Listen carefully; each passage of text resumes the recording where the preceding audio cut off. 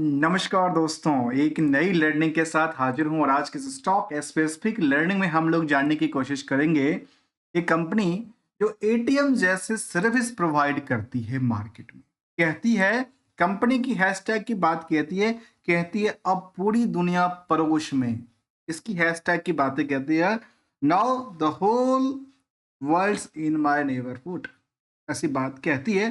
तो चलिए आज इस कंपनी को लेकर जानने की कोशिश करेंगे जिसका नाम है वैक्रांजिस केंद्र।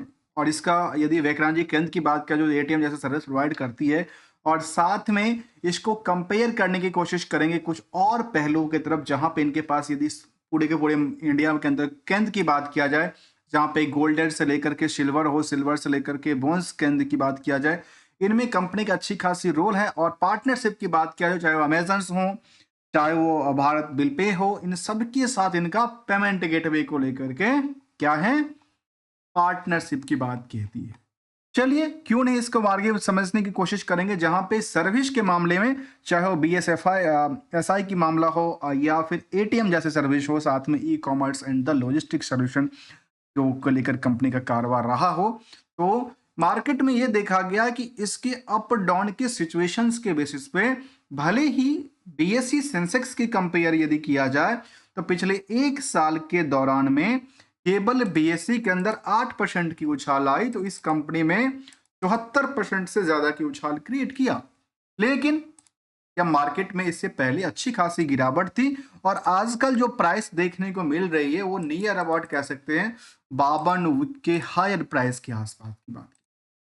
क्या लगता है यहां से दोबारा मार्केट उछलने की तैयार होगा, या ऐसी सिचुएशन तो नहीं होगा कि ये वाला सिचुएशन में आकर के जो वैल्यूशंस हैं उसमें गिरावट आ जाए? किसकी वैल्यूशंस के अंदर? शेयर की वैल्यूशन के अंदर। जबकि कंपनी के बारे में कहती है, जो कंपनी यदि बुक वैल्यू से कंपेयर करेंगे तो करीब 20 गुना से ज्यादा बढ़ा हुआ है। और निवेशकों का इंटरेस्ट को जानेंगे तो इंडस्ट्रियल के पी पे सोचिए, जहां कंपनी अर्निंग करती है केवल 6 पैसे पर शेयर की, वहां पे इस स्टॉक को खरीदने, बेचने और होल्ड करने वाले की संख्या 655 गुना है। कहां से? अर्निंग पर शेयर क्वालिटी से लेकर के। जहां नंबर ऑफ शेयर की बात किया जाए तो 108 करोड़ की बात कहती है, जिसकी वजह से मार्केट में 3000 4000 करोड़ की मार्केट कैप है, जबकि हायर टू हायर प्राइस 38 के आसपास और लोअर साइड में देखा गया तो 28 रुपए के आसपास। अब ये जो प्राइस है नियर अबाउट कहते हैं इसको, near about the higher breakout होती हुई स्टॉक। साथ में यदि प्रमोटर कंट्रोल को देखें तो करीब 41% के आसपास आरओ बिल्कुल नहीं के मुताबिक कहती है। जहां डिविडेंड यील्ड की बात 14% के आसपास रखती है, तो बाकी कुछ पहलुओं को जब देख करके अचंभित मत होइएगा। ये देखिए मैंने इसको हाईलाइट किया डबल। जो कंपनी इस तरह के सर्विस प्रोवाइड करती है, ओवरऑल इसने पूरे बिजनेस से केवल 3% की कमाई को सेव कर पाती है, जिसमें कि अदर सोर्स ऑफ इनकम भी इंक्लूडेड है। और इसको बेसिस पे यदि आप आउटस्टैंडिंग पार्ट को कंपेयर करेंगे तो करीब 1100% की बात कहती है। अर्थात 100 रुपए के बदले आपने मार्केट में 1100 रुपए का क्या करके रखा है, आपकी सामान बिका हुआ है, जो पैसे अभी आने हैं। आइए, क्योंकि मार्जिन कम है तो ऑब्वियसली मार्केट में आउटस्टैंडिंग पार्ट ज्यादा होगा, इसलिए इसको जानना जरूरी है कि क्या नंबर ऑफ डे का आंकड़ा क्या कहती है। जो कंपनी 1990 में बनी थी और जो कहती है टेक्नोलॉजी ड्राइविंग द कंपनी कि centralise around the building last mile की बात कहती है, retail outlet or deliver the BFSI जो कि खास करके बिजनेस फाइनेंशियल सर्विसेज की बात कहती है। उसके अलावा देखा जाए तो ये चाहे वो रूरल्स हो, सेमी रूरल्स हो, अर्बन हो, यहाँ पे इनके केंद्र के साथ कंपनी कारोबार करती दिख रही है। इसीलिए कहती है कि अब पूरी दुनिया परोस में, और परोस परोसन वाली बात को लेकर के ये अपनी इंफॉर्मेशन साझा करती है। ये बीएससी एनएससी लिस्टेड कंपनी रहा है और चार्ट लेवल पे जैसे हमने देखा कि मार्केट में रेस में भागीदारी क्रिएट करती नजर आती है, जो कि last year on year basis में क्या ग्रोथ का लेवल आंकड़ा कहती है। इसको लेकर यदि देखा जाए पूरे हिस्टोरिकल टाइम फ्रेम को लेकर तो पिछले 5 सालों में इनकी स्टॉक प्राइस में ऑन एवरेज 27% की गिरावट रही है, बट सेंसेक्स की पार्ट में 86% की वृद्धि दर्ज किया है। आज की बात यदि किया जाए मार्केट में सेंसेक्स के कंपैरिजन देखा जाए तो बड़ी गिरावट रही है मार्केट में, लेकिन नियर अबाउट आज भी ब्रेकआउट होती हुई स्टॉक लगती है। फाइनेंशियल पोजीशन की तरफ देखा जाए तो कंपनी के कह सकते हैं जो financial year on year basis का जो अभी तक का ग्रोथ रेट रहा, वो देखिए कंपनी का खुद का ग्रोथ रेट क्या रहा। 2021 के बाद मार्केट सपाट हो जाती है, लेकिन ऑल ऑन ऑल डेटाबेस को भी देखा जाए तो नियर अबाउट द सेम आंकड़ा दर्ज करती दिख रही है।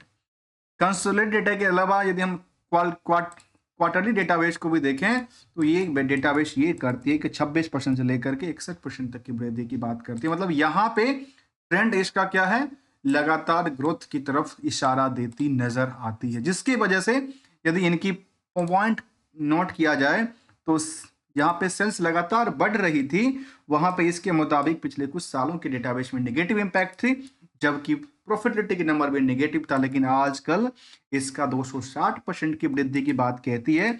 स्टॉक प्राइस भी 71% मूव कर चुकी है और आजकल देखने को मिला कि नियर अबाउट कहाँ पे है, ब्रेकआउट होती हुई या नियर अबाउट 52 वीक्स हाई के आसपास की बात कहती है। Comparison to the risk factor, जहां पे कंपनी के पास प्रॉफिट के मार्जिन के बेसिस पे करीब 1100% के रिस्क फैक्टर की बातें कहती है, तो रिस्क कितने दिन के लिए है, 75 दिन के लिए कहती है।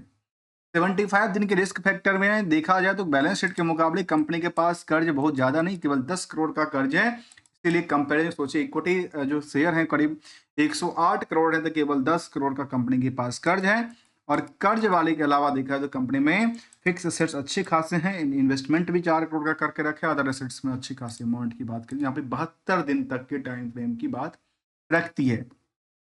पीयर्स के मुकाबले कंपेयर किया जाए तो कह सकते हैं कि बाकी कंपनियां जो चाहे ओकरा फिनफो पीबी फिनटेक्स जैसे कंपनी शामिल हो, तो सोचिए इन सभी कंपनियों से जो अर्निंग फेज के मुताबिक यदि कंपेयर करेंगे, जो कि परोसन वाली बात कहती है, उसमें परोसन के साथ साथ 655-56 गुने की भीड़ लगी है। कहां से, अदर पार्ट्स। और हमने यहाँ पे एक और डेटाबेस लिया है समझने की पर्पज से, जो आखिर इन सभी कंपनियों में कुछ नंबर को लेकर के हमने चर्चा किया है। और वो नंबर कहता है कि इस कंपनी का परसेंटेज ये कहता है, जो इसमें जो डेटर्स वर्सेस आउटस्टैंडिंग पार्ट को, sorry profit versus outstanding part को देखा जाए तो 1100% की बात कहती है। लेकिन बाकी कंपनियां जहां पे पीवी फिनटेक में इतनी भीड़ है तो वो 385 का आंकड़ा दर्ज कर। कुछ कंपनियां तो बिल्कुल नहीं के मुताबिक, लेकिन बिल्कुल ही भीड़ नहीं कहती है, क्योंकि ये डिपेंडेंसी क्या कहती है, अलग अलग टेंटेटिव के बेसिस पर डिसीजंस क्रिएट किया जाता है। निवेशकों के इंटरेस्ट में कंपनी में कह सकते हैं कि 4 लाख से ज्यादा निवेशक हैं। एक्टिव निवेशक की बात किया जिसमें FIDI की भूमिका करीब 2% से लेकर 5% की बात कहती है। आम पब्लिक के पास 50% से ज्यादा की होल्डिंग बनी है, जिसमें केवल और केवल 2 बड़े नाम्स की चर्चा किया जाता है। बाकी ऑन एवरेज देखा गया कि आम निवेशकों के पास इनका स्टेक पड़ा हुआ है। आज के टाइम में देखा जाए तो मार्केट में रैली क्रिएट किया है। ऑन एवरेज लगातार इनका पिछले 6 महीने के ट्रेंडिंग देखा जाए, पिछले 1 महीने की ट्रेंडिंग देखा जाए तो मार्केट में 1 महीने के दौरान की बात करें तो 27 रुपए के स्टॉक चल के आजकल 37 पे हो गया, मतलब 10 रुपए का इंक्रीज देखने को मिला ऑन एवरेज। यदि 1 महीने की एग्जैक्टली फिगर की बात करें तो 40% से ज्यादा की मूव हो चुकी है। जबकि सेंसेक्स का जो ऑन एवरेज हमारे इंडिया के इंडेक्सेशन कहते हैं जिसको, उसमें केवल 4% से ज्यादा की गिरावट रही है और यहाँ पे 40% से ज्यादा की वृद्धि दर्ज करती दिख रही है। दोस्तों, किसी कंपनी को लेकर, किसी प्रोडक्टिविटीज को लेकर हमारे साइड से कोई ट्रेडिंग और एडवाइजरी की बात बिल्कुल शामिल नहीं होता। Only as learning point of view से हमने समझने की कोशिश किया कि यहाँ पे बाकी कुछ कंपनियों से जो कि इसी सेम सेक्टर की कंपनियां हैं, उसके कंपैरिजन जो भीड़ का आंकड़ा है वो काफी ज्यादा तगड़ी की बात कहती है। क्योंकि पीयर्स के मुकाबले के कंपैरिजन यदि करें तो चाहे वो LTTS हो या फिर ई मुद्रा जैसी कंपनी हो, चाहे वो मोल्डस्टेक जैसे कंपनी हो, इन सभी कंपनियों में जो रफ्तार रहा, इनकी रफ्तार रहा, उनमें काफी ज्यादा अंतर दिखती नजर आती है। चलिए, हमने जानने की कोशिश किया कुछ पहलू को लेकर, क्या कंपनी कुछ देती लेती भी है इसके बारे में यदि देखा जाए तो कंपनी डिविडेंड की पार्ट भी दिया है, 5 पैसे के डिविडेंड दिया था। स्टैंड लोन डेटाबेस पे हमने देखा कंपनी को लेकर के, और ओवरऑल डेटाबेस को देखा जाए तो पिछले कुछ सालों में तो गिरावट रही, लेकिन आजकल इसकी डिमांड काफी मार्केट में बनी रही है और ट्रेंडिंग ऐसा डेटाबेस की बात कहती है।